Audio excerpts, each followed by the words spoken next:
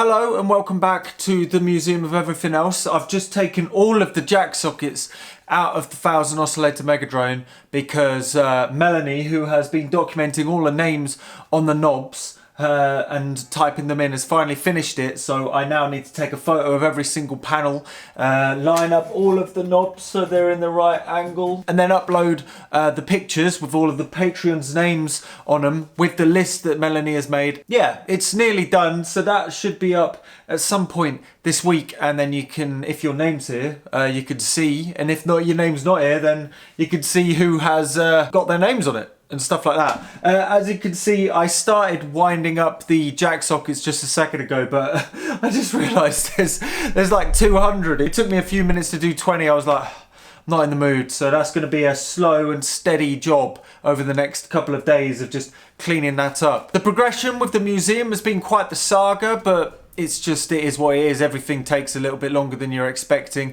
but it's slow and steady, and there is always progression. I'm still finishing the building, which has taken quite a while, but I'm starting to curate it and fill it out and stuff. For instance, last week I went to go and pick up the owl organ from Dave the Nervous Squirrel. It's basically started as a conversation just saying, have you got any stuff in storage that you would want to exhibit and store at the same time? Because the thing is with the museum is the kind of idea came from the thought that it's going to cost about the same to store everything and, you know, let it gather dust than just popping it in a museum and stuff. So why not have it in a museum? I'll be talking more about the updates on the museum and stuff like that later on, but I thought today it'll be quite interesting just to go and answer a few questions that have turned up along the way on the 1000 Oscillator Megadrone, because I am getting it ready to shoot for the next video, which I need to make a console, a center console about where I'm sitting right now. So it's going to be, the idea is it's going to be barred off because it literally takes about an hour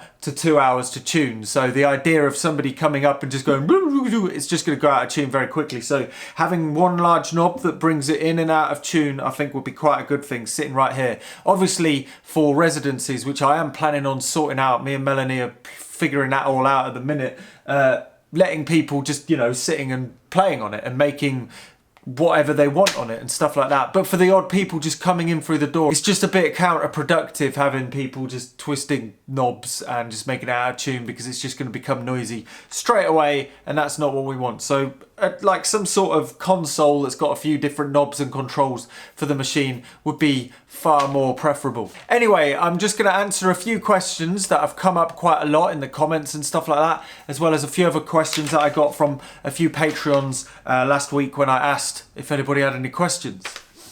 The first question, and the biggest question of all, is like, oh, I feel sorry for the electricity bill, and it's like, how much power does that consume? Well, actually, you would be surprised. It doesn't actually consume that much. I wasn't sure how much it was gonna munch up, because for some reason in my mind I thought it was quite a current heavy machine, but surprisingly it uses 1.2 amps on 12 volts. So that's like half of a fridge or something. Yeah, half of a fridge. So you can have this on and it'll cost about the same. It hasn't changed my electricity bill that much. I'm still paying what, like under 100 quid a month to power it all and stuff like that. So it's not that bad. I was talking to my dad about it, who's got some solar panels for a van that he has, and we were talking about it, and it's well within range of being able to power this with a solar panel about this size. So might pop a solar panel on the roof and just power the Megadrone so it can just be on permanently. Another question that came up is, what's the temperature stability like, and does it heat up? It must get really hot. Well, surprisingly, I can't even measure it because it's so unnoticeable. Nothing has heated up. There's no noticeable heat change with it, which means also that the pitch is very stable. I was surprised. I did a 24-hour live stream of this a couple of weeks ago, and it didn't really drift. I think the drifting actually came from me tuning it throughout the 24 hours that more than it actually going out of tune. I listened to the start and I listened to the end, and you know, there wasn't much drift. Annoyingly, that live stream has been lost to the sands of time because yeah, YouTube, it seemed to have corrupted YouTube, so we can't even see it, which is really sad because there there were some really nice moments when I managed to, probably in the middle of the night at some point, find different chords on them and bounce between all the different chords on a mixing desk. And I'm going to try and replicate that in the next video on the Mega Machine. So keep an eye out for that, because it does sound pretty magical. And if you were hearing some of the experiments I was doing on that 24-hour live stream, then please comment to let me know. I was also doing like portamento, sliding up to different chords, which was pretty interesting. Other people were saying in the comments, isn't it very heavy? What about the wall at the back? It weighs all in all about 100 kilograms, and it is bolted directly to the wall. It is spread out. That 100 kilograms is spread out over 4 meters by 3 meters on a wall that is being thoroughly supported and stuff. I don't think there's anything to worry. And also before this, there were actually 2 reasonably heavy TVs hanging off this wall. Not when I was here, but before that. So, you know, it is built to withstand such weights. Plus, it's only that far off the wall. I mean, I bet this probably weighs less than the plaster that is behind it. And then we've got a few questions from Patreon. We've got Mark Lindout, who said, I would be keen to know how many of the oscillators are enough to create the sound you were looking for. Perhaps the sweet spot is 10, 20 or 74. I'd be interested to know what you consider diminishing returns. Well, this is quite funny because like there are 2 answers to that. Like I said in the last part video of the 1000 oscillator Megadrone, when I got completed up to this point, was when it is all in tune and it's playing, I don't think it's enough. I would love to hear what it sounds like when it's probably 10 times this. I'd love to hear what it sounds like. I know there is a diminishing return, because the return between 100 and 1000, it definitely sounds like there's more, but it's just a little bit less noticeable. It is a lot more encompassing within the sonic spectrum, and I found it harder to make it loud enough, hence why it sounds quite clipped in that video. I was half trying to portray the sound of something that's on the cusp of being too much, and at the same time trying to make the volume level about the same as the actual rest of the video without removing any of the sonic characteristics. Because if you're like taking peaks out and stuff to try and push it up and stuff, then you're not really showing what 1000 oscillators sound like. But the problem is the sound was so full, trying to push it up to that point was very hard. However, in the curve, when it comes from chaos up to the note, the crescendo, when it gets into resolution, I have a feeling 1000 is too much. 100 is pretty damn good. I did a test with 100 and that sounded really nice. You could sort of define the banks of oscillators that were coming into tune with each other. However, it sounded pretty much sort of like a switch. Right up until the resolution happened, it just sounded like noise, because your brain wasn't comprehending 1000 notes that were out of tune with each other until they were pretty much in tune. There's a video that's just gone up by Christian Henson Music on YouTube. He's making the fattest kick drum in the world, but he mentioned it quite well. He actually mentioned this machine, and he explained the whole situation with noise in a very good way. So I thoroughly recommend you checking out that video over there. But it does sort of explain the situation that I am experiencing, and I wasn't actually expecting that to happen. I was expecting it to sound like a super epic like THX sound getting up to resolution, but it literally sounded like noise resolution. It does sound cool, it sounds nice, but potentially it's a little bit too much. But I'm open to ideas. Annoyingly, in the 24-hour live stream that I mentioned before, I did find some really good resolution points after getting it tuned into different chords. There were actually some good curves, but it wasn't quite that. So yeah, I think in the curve, I reckon 200 maybe. And as for a resolute note, the sweet spot, I don't think we're there yet. I think 10 times this much, I'd love to see what that sounds like. You know.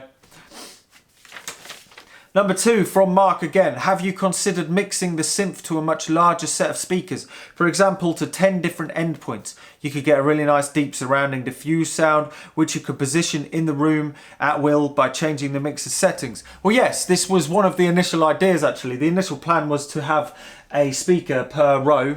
Boop, boop, boop. And I still want to try that. I haven't tried it yet because I'd love to hear just, yeah, a speaker per row. These are all on different chords. But yeah, I really want to try that. I haven't tried it yet. I'm looking into it. I'm trying to get 4 speakers to start with in this room. So there's one at the back, one there, and there. So the console at the front, you can adjust where it's going around the head. So at least there's a bit more separation when there's 4 speakers.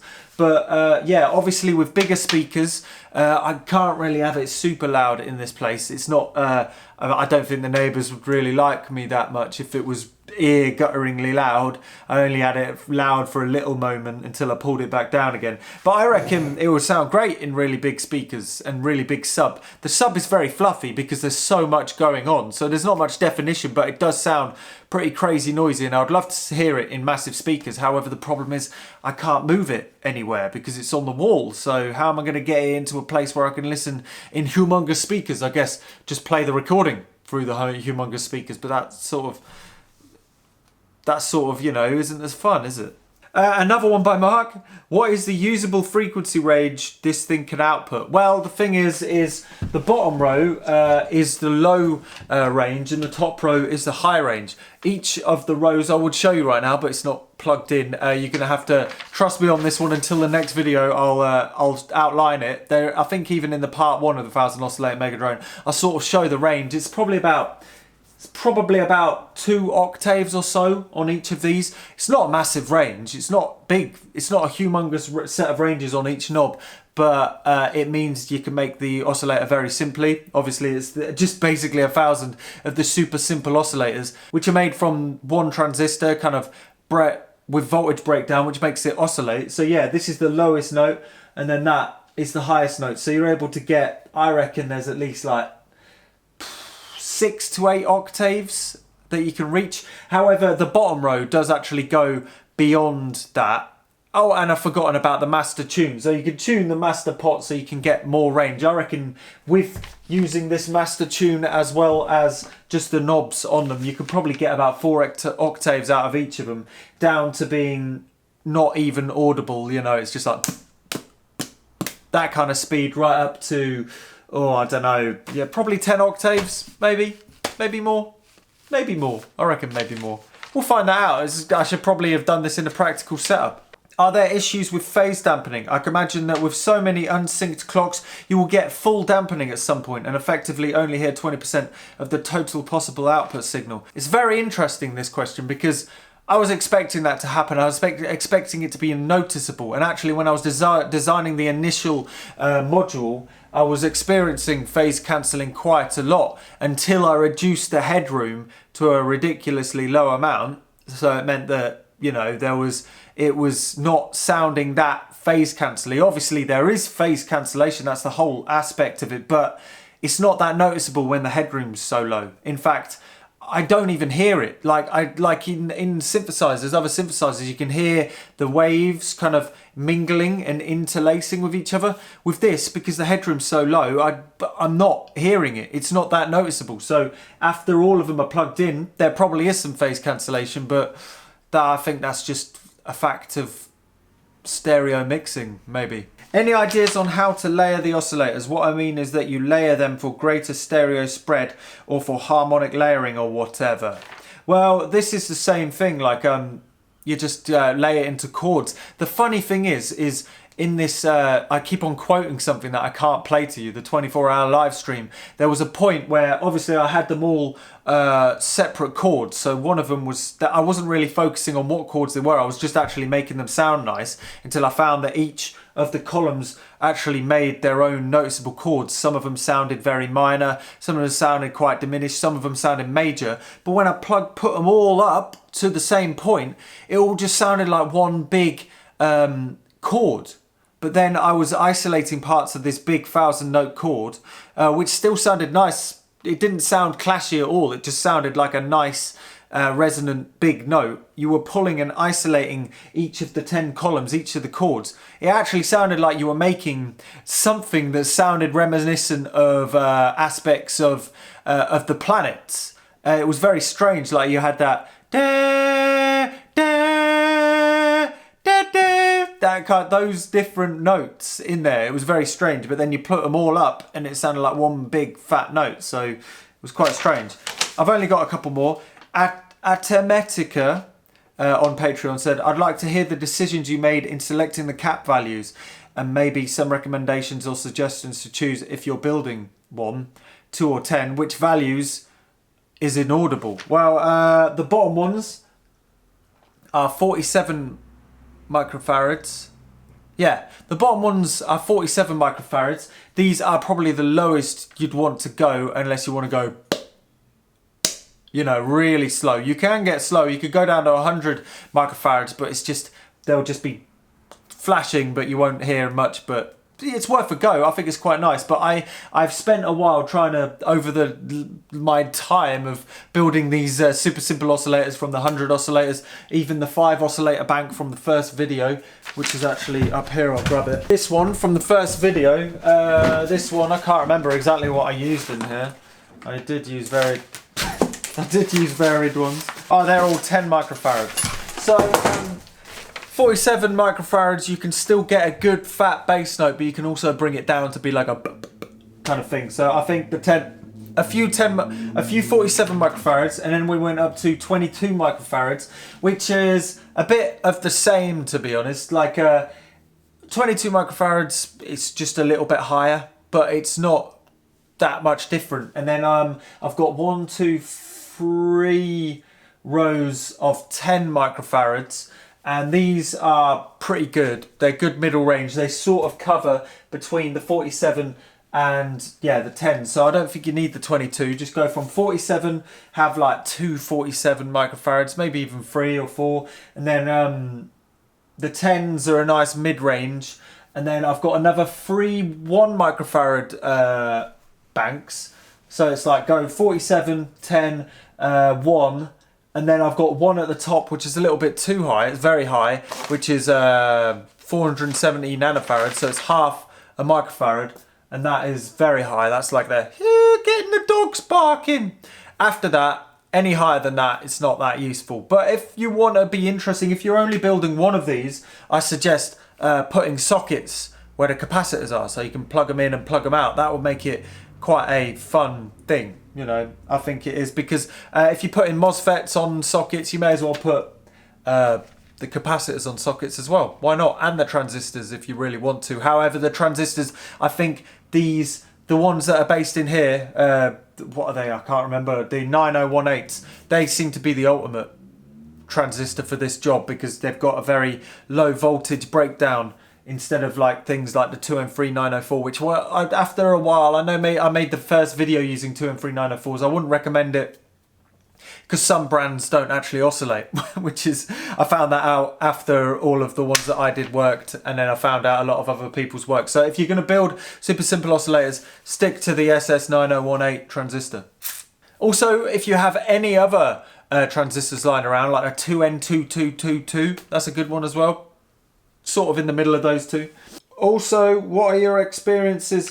What are your thoughts on Vactrols and the Vactrol idea? Well, I was initially building this with Vactrols in mind. The 100 oscillator Megadrone, that had Vactrols inside it. However, they got a little bit hot. Basically, the idea was, in that one, I had 6 oscillators per Vactrol, and it made the light-dependent resistors get very hot. It wasn't very useful at doing it. It's just not enough current was going to get through it for some reason, as this one was fine. I think it's maybe different because the 2M3904, which that one is based on, I think it just requires more current than the SS9018. It's a bit strange. So what I did is, instead of the Vactrol, oh, also another thing with the Vactrol is, imagine even if there's just 100, so if each of these had 1 Vactrol in, that's 100 LEDs. So each of the you'd need to buffer it because it would be using current. Like you would have 100 LEDs you'd need to drive with your CV. So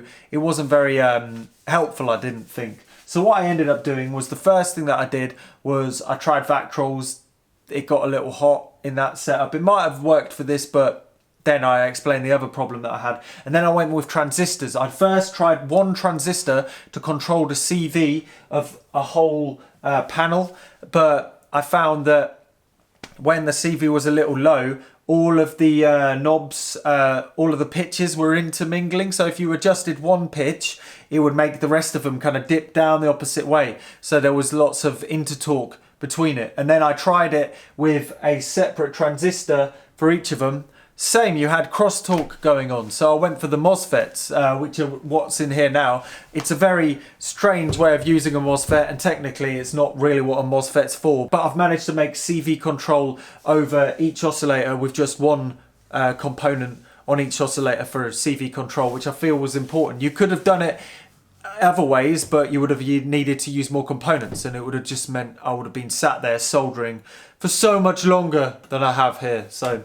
you know, that's my thoughts on Vactrols. But anyway, that's just a video talking about the 1000 oscillator Megadrone. I need to get all of these jack cables cleaned up, and then I need to take photos of each of these panels and get it up on the Museum of Everything Else website so everybody can see whose names are on there and stuff. I'm getting back on the Museum of Everything Else videos, so I'll be posting videos of different things that have turned up to the museum recently, and then also when it's closer to opening time, we'll be talking about that, because I have been building this big long video on building and yeah, just refitting the museum, which is quite the saga, and also things like fire safety, risk assessments, all that stuff. Oh gosh, if I knew all of this was going to come up, then yeah, it's just always things you don't think of. But I'm glad it's on its way, and if you're living in anywhere in the south of England, it will be here soon. And if you're living further away, then I'm trying to make it,